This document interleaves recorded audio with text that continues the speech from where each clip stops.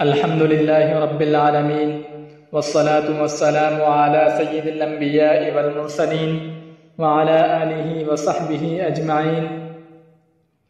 Respected President, teachers and dear all invitees, today on this auspicious occasion, I would like to talk on the divine and human-made systems. Brothers, in this revolutionary era, every nation wants to gain power and control over everything, and to approach the objective, they share the table of negotiation. On the contrary, the doors of discourse and discussion on the Islamic system and its teachings have been closed, saying that it promotes extremism and terrorism.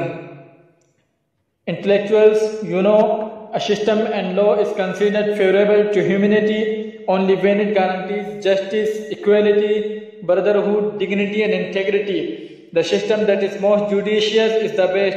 It is certain that justice and apartheid cannot run together. It is also certain that the more needs and desires a person has, the more apartheid increase, and no human being is devoid of desires and needs. That's why the human-made system must have some nepotism, partiality and injustice. And the creator of world is not a single person, but various people work behind it. So every human-made system is a manifestation of different people's voices.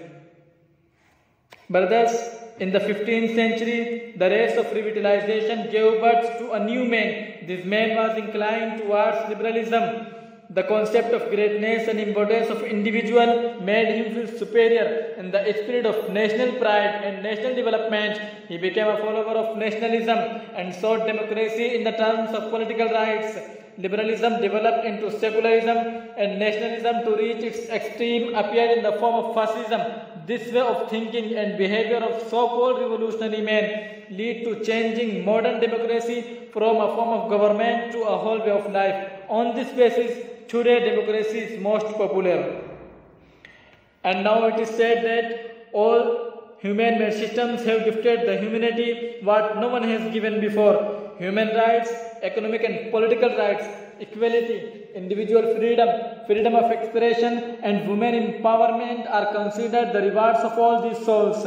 All these terms seem very good and useful apparently, but when the realities and outcomes of them are unfolded, it becomes clear that these terms have turned humanism into animalism. Such as the slogan of feminism has pushed the women stand almost naked on the road, that caused manifold increasing the rate of day by day.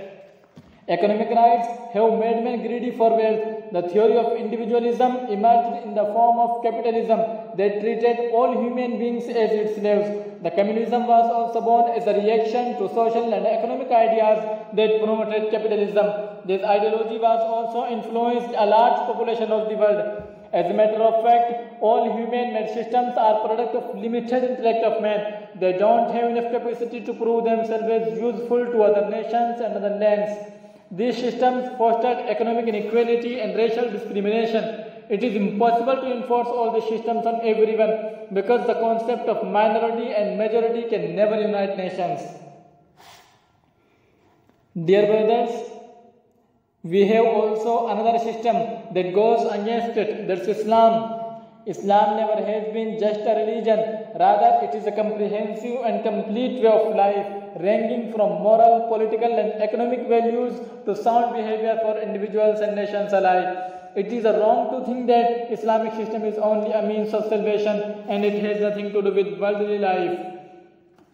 Because the vision of the system is not limited in the east or west, Arab or non-Arab, but it sets eyes on every corner of the world regardless of color, race, nation and homeland. The most important thing about it is justice-based equality that applies on everyone without making discrimination between superior and inferior. Because the system is not product of human, it is a creation of Allah subhanahu wa ta'ala in whose eyes all human beings are equal. It is impossible to consider Islamic system apart from moral, political and economic systems. The systems of different spheres of life are interconnected with each other in such a way that they cannot be separated. In short, Humans have invented many ways of living, adopted them and experimented on them.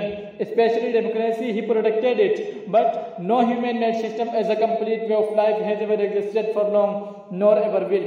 We left the natural and divine system designed by its creator as per the nature of creatures and adhere to limited intellect, while we know that the medicine of all problems and difficulties is only Islamic system. That's why we are here in this position.